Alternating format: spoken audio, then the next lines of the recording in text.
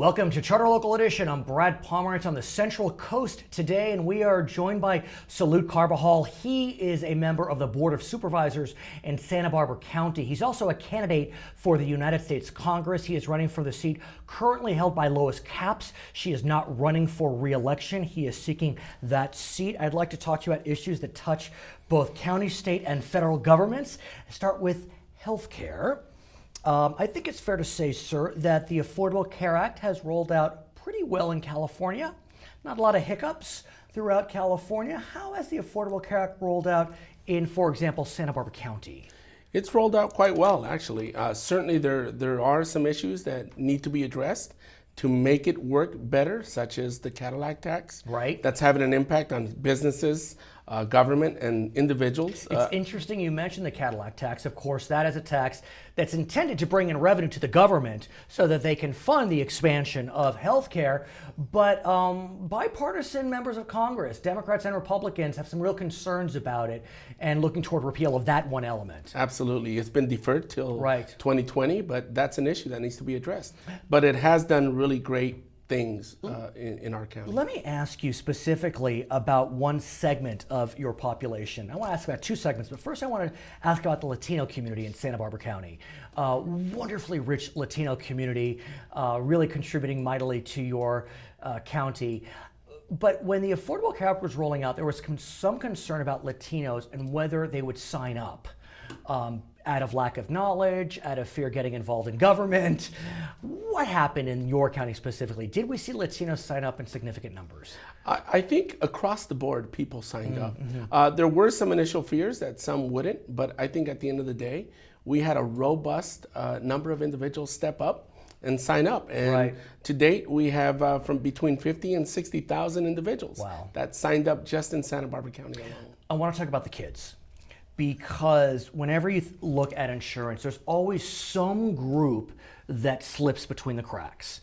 And what we have in California, we have the Medi-Cal expansion, we have the Affordable Care Act, and there are certain levels of economic strata that you hit to decide whether you're going to be in Medi-Cal expansion or in the Affordable Care Act. But even beyond that, there's a group of kids that fell in between the cracks. They couldn't qualify for the expansion and they couldn't qualify for the Affordable Care Act. What happened to those kids?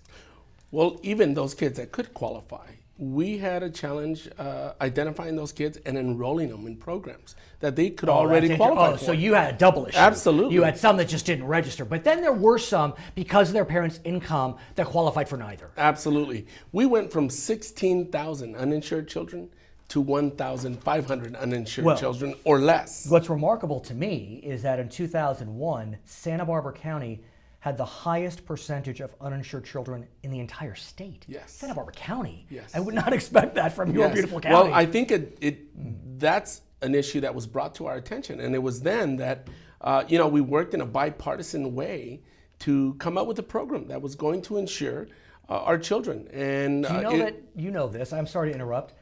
You had a decrease of 96%. Yes. You went from, but there's still about 1,500 that don't have insurance. Well, when it comes to service and local government, it's a program like that that makes me very proud of my service. So what you've done, along with your colleagues in the county, is you've expanded a Healthy Kids program.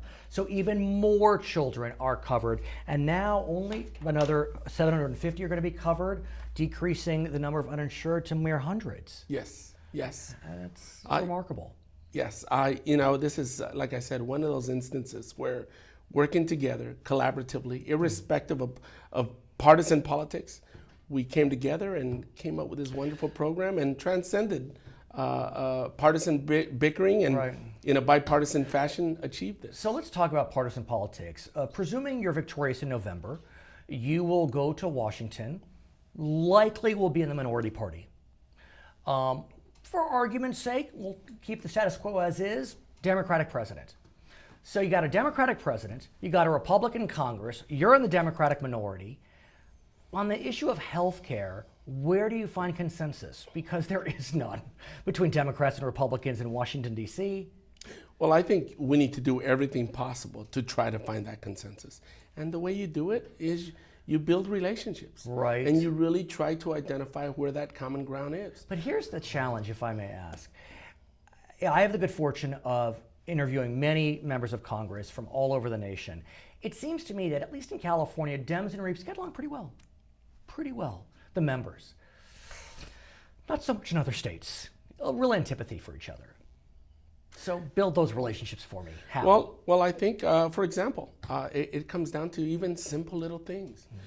Going out to lunch, going out to breakfast, going after work and just breaking some bread, having some bread together, dinner, a coffee, and really trying to build that relationship so that you create an environment of civility, a level of trust and respect, that when you are working on a real serious problem that is facing the American people, that people can put party aside and as individuals, as human beings, work together to solve our issues. But talk to me about jumping from a board of supervisors of 5, arguably one of the best jobs in politics, to a body of 435, and you're in the minority. Well, I look no further than being in the minority or in the majority on the board of supervisors and all the great work we've done, whether it's investing in infrastructure, whether it's creating a truancy program, or this wonderful healthcare insurance program for children that you just mentioned. I'm very proud of those things. The highest reserve in Santa Barbara County is one that I have been part of creating in a bipartisan way, and I'm very, very proud of that. So let me ask you about your potential to join our friends in Washington, D.C. Should you be victorious, one can only be an expert on so many issues. And the beauty about being a member of Congress is that you get to be an expert on certain areas because you get put on committees. Any ideas what committees you may want to join? Well, that's kind of putting the cart before the horse. But Natural Resources Committee, because of the many environmental, climate change issues, open space, public lands issues that Santa Barbara and San Luis Obispo counties and Ventura County are faced with, is one. Another one is veteran affairs. Sure. Veterans issues, being a veteran, is something that comes that is close and near to my heart, and making sure that we have a veteran system that is valuing our veterans and providing the types of benefits that they deserve. And thirdly, transportation. Nice. I think we need to do everything possible to make sure that we shore up our transportation infrastructure, and that those are all issues that we could work in a bipartisan fashion. So let me ask you about one issue, environmental questions, before at least the Central Coast. You recently were at a hearing focused upon the Phillips 66 oil refinery. It's called the Santa Maria refinery, but it's not in Santa Maria, it's in Nipomo in San Luis Obispo County. You and your board have come out against the expansion of that refinery. The city of San Luis Obispo has come out against the expansion. It's before the county of San Luis Obispo. Talk to me about the grassroots that is coming out very strongly against. Yes, today I just spoke at a rally against the Phillips 66 oil spur, rail spur, should I say, that is going to lead to 5 trains a day traversing our Central Coast, and the danger that that poses to our communities. The cost benefit, when you consider the risks, there's not enough benefit. The jobs aren't enough. There's limited jobs when you consider the risk here. We're talking about a major danger and implications for our environment, for our economy, the tourism and jobs that we rely on in our communities, and also for, more importantly than anything, the health and human and public safety of our residents. These are all 3 very important issues that we should be very, very concerned about. You'll come back? Yes. His name is Salud Carbajal. He is a member of the Board of Supervisors in Santa Barbara County, candidate for U.S. Congress. I'm Brad Pomerance. It's Charter Local Edition.